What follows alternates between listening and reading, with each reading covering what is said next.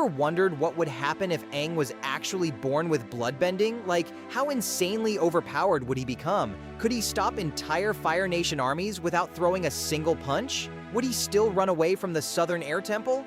And most importantly, could the kindest avatar in history stop himself from becoming the most terrifying bender the world had ever seen? Because in this timeline, Aang would not be born hearing the wind first. He would be born hearing heartbeats.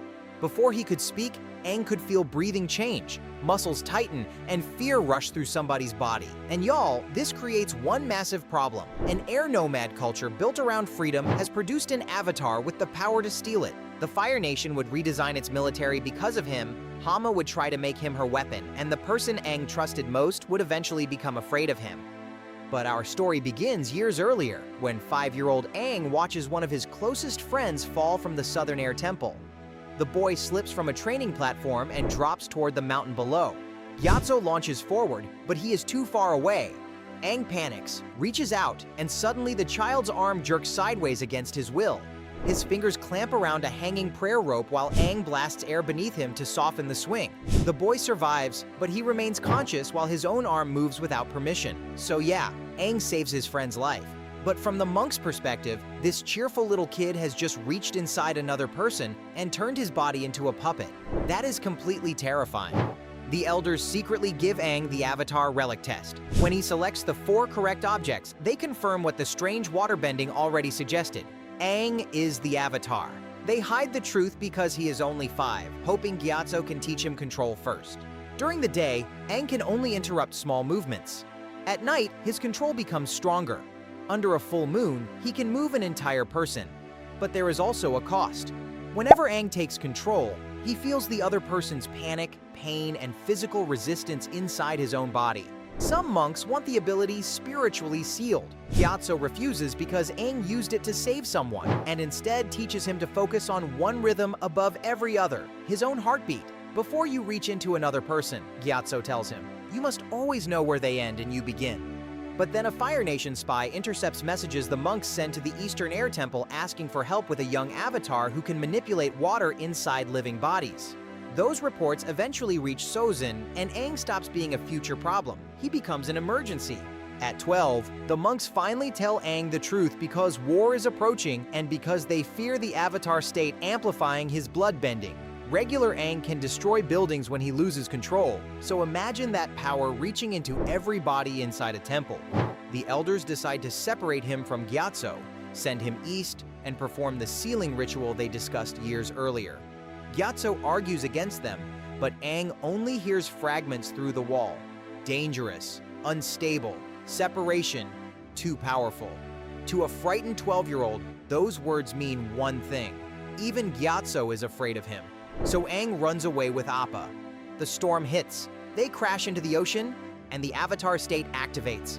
A sphere of air and water forms around them while Aang's bloodbending turns inward, slowing his circulation enough to preserve his body beneath the ice. 100 years later, Katara breaks open the iceberg. The first thing Aang notices is not Sokka's weapon or the freezing air. It is Katara's heartbeat, steady, warm, and safe. But the moment Zuko attacks the Southern Water Tribe, that calm disappears. Aang fights normally until one soldier raises a flaming fist towards Sokka. Aang reacts, the soldier's arm locks, and then every nearby Fire Nation soldier begins losing control. Weapons fall and knees buckle. Zuko keeps forcing one arm free because Aang's daytime control is incomplete, but every time he moves, Aang seizes the limb again. And y'all, Zuko is probably angrier about being forced to kneel than he is about losing the actual fight. Aang finally releases everyone when their panic floods into him. The soldiers return with one terrifying report. The Avatar does not need to defeat an army. He can simply switch it off. At the Southern Air Temple, Aang discovers Gyatso's remains. Beside a dead commander, Sokka finds orders demanding the young Avatar be eliminated before adulthood. Aang's power did not cause the genocide, but it made the Air Nomads Sozin's first target and convinced him to leave no witnesses. Aang blames himself anyway. His grief triggers the Avatar state, and nearby animals begin collapsing as their muscles lock. Even Katara's arms freeze against her sides before her voice reaches him. That expression on her face is enough for Aang to swear he will never bloodbend again. Now, that promise lasts until he learns that refusing to use the power can also get people killed. While Katara teaches him waterbending, Aang notices circulation around injuries. After she discovers healing, he uses tiny internal movements to slow bleeding and keep damaged muscles still. He is not forcing a body to obey, he is helping it do what it is already trying to do.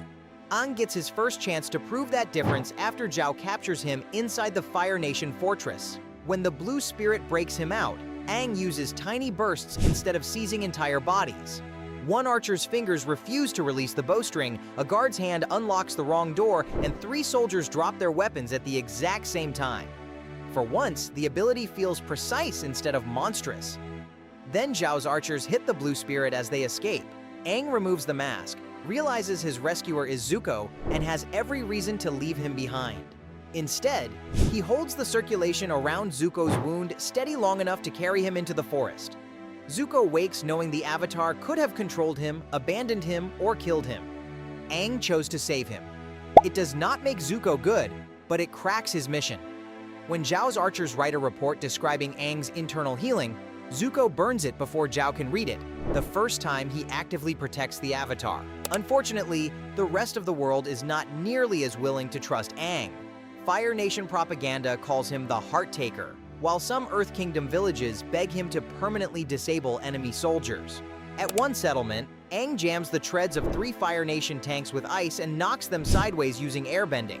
Then he reaches toward an injured child to slow the bleeding. The child's mother pulls him away. Don't touch him! Aang has just saved the entire village, and they are still more frightened of his hands than the machines outside their walls. At the North Pole, healers see medical potential while Pakku sees a technique that should not exist. From stolen Air Temple intelligence, Zhao learns Aang's control rises with the moon.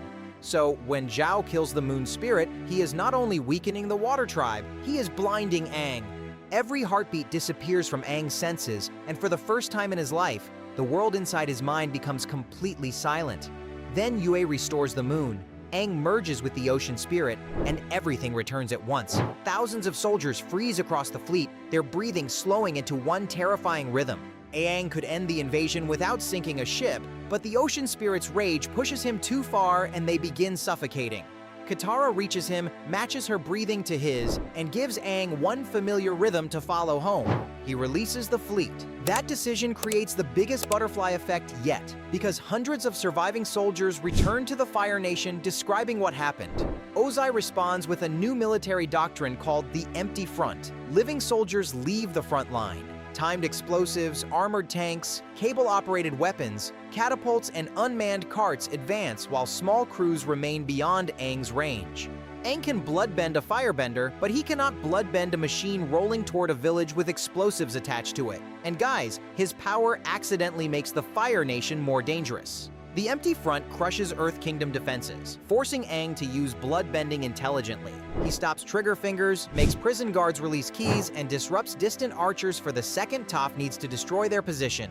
Toph becomes the perfect teacher for this problem. She can feel thousands of vibrations through the earth without reacting to every footstep, so she teaches Aang to ignore background rhythms and focus only on immediate threats. So basically, she tells him, Twinkle Toes can hear everybody's heart and still gets punched in the face. And guys, Toph will probably earthbend your floor if you do not hit that like button. But anyway, let's continue, because Long Feng realizes Aang's power could control Ba Sing Se without anyone seeing a single attack. At Lake Laogai, Long Feng hits Jet hard enough to cause catastrophic internal bleeding, a wound strongly implied to kill him in canon. Here, Aang holds the damaged vessels closed until Katara can heal him. It proves that the same power Hama would use to enslave people can save someone nobody else could reach. But Long Feng witnesses the entire thing. He begins hiding prisoners throughout the underground tunnels and keeping civilians close to every important chamber. Then he offers Aang a deal: bloodbend the Earth King into surrendering authority, or the prisoners disappear beneath the city forever.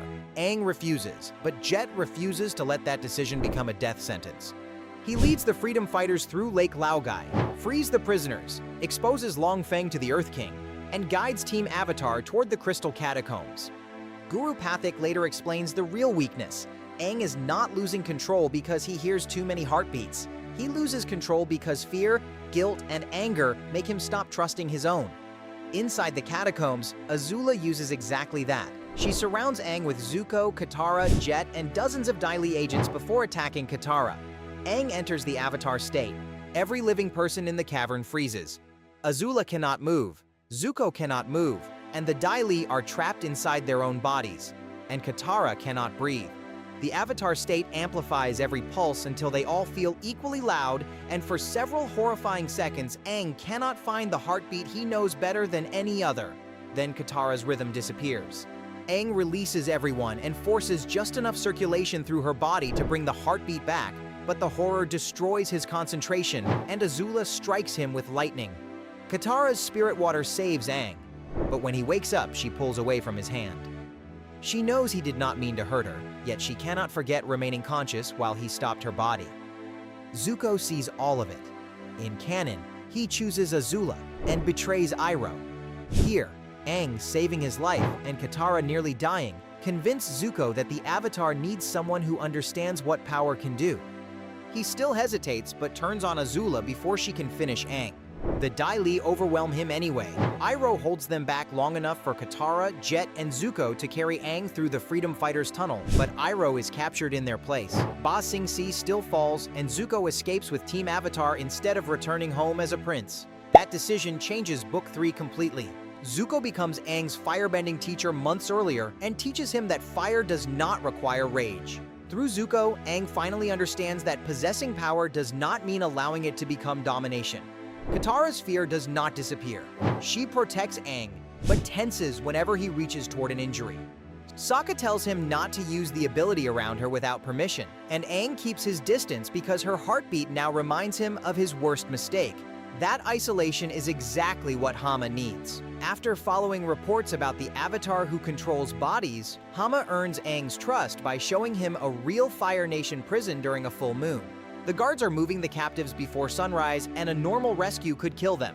Hama says they can end it without throwing one attack. Together they freeze every guard in place. Aang forces their hands to drop the keys while Hama makes the warden unlock each cell. Dozens of captured waterbenders walk free, and not one person is killed. One little prisoner hugs Aang and calls him a hero.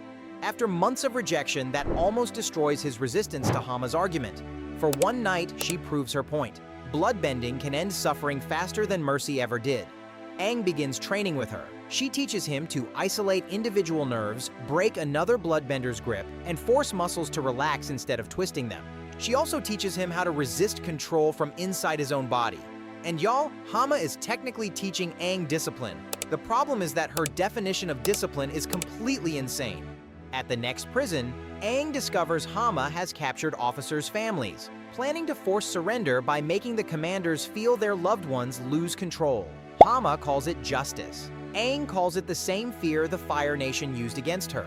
Then Hama reveals her real plan. She has ordered the rescued waterbenders to create channels of ordinary water beneath the capital, telling them the network will help locate and free prisoners. In reality, the channels will extend Aang's physical awareness from district to district while Hama uses his avatar-level power as the source of the bloodbending. The rescued waterbenders are not bloodbenders. They believe they are supporting another rescue while Hama hides the civilian targets. She does not want Aang as a student. She wants him as the living center of a citywide weapon. And the worst part is, it might actually end the war. Katara still fears Aang's power, but learns Hama's counter technique because somebody must stop him if Hama takes control. On the next full moon, Hama activates the water channels. Aang's senses spread through the capital, soldiers collapse, prison gates open, and generals lose control of their bodies. Then, Hama reveals the civilians. Aang tries to break the connection, but she seizes his heartbeat and traps him inside the same network. Katara enters the connection and bloodbends Aang. The person most afraid of his power willingly reaches into his body to save him from it. She does not overpower him. She matches the rhythm she followed at the North Pole, the heartbeat she once used to pull Aang back from the ocean spirit, and gives him his own rhythm again. Aang reverses the current through the water channels, releasing every soldier and civilian while cutting Hama off from his senses. The rescued waterbenders realize she lied to them and collapse the channels, leaving Hama with only her own power. Hama tries to seize Aang again, but he breaks her grip from inside. Katara freezes Hama's arms with ordinary water while Aang restrains her in air, refusing to bloodbend her. Hama finally understands the difference between them. Aang learned her power without accepting her hatred. But Ozai uses the attack as propaganda. He tells the Fire Nation that the Avatar tried to enslave the capital, and the Empty Front expands into a full comet strategy built around airships, timed weapons, and soldiers hidden beyond Aang's reach. By the Day of Black Sun, Ozai hides beyond Aang's range while Dai Li agents move soldiers, prisoners, and animals through the tunnels. Aang senses dozens of real heartbeats through stone but cannot safely seize one without knowing who it belongs to. He gets close enough to feel a single slow pulse behind the final wall, but a prisoner's heartbeat moves beside it. Aang refuses to gamble with an innocent body, and that hesitation gives Azula enough time to collapse the passage. The eclipse ends before he reaches Ozai. As Sozin's comet approaches, Aang asks his past lives whether controlling Ozai is justified, but none gives the answer he wants.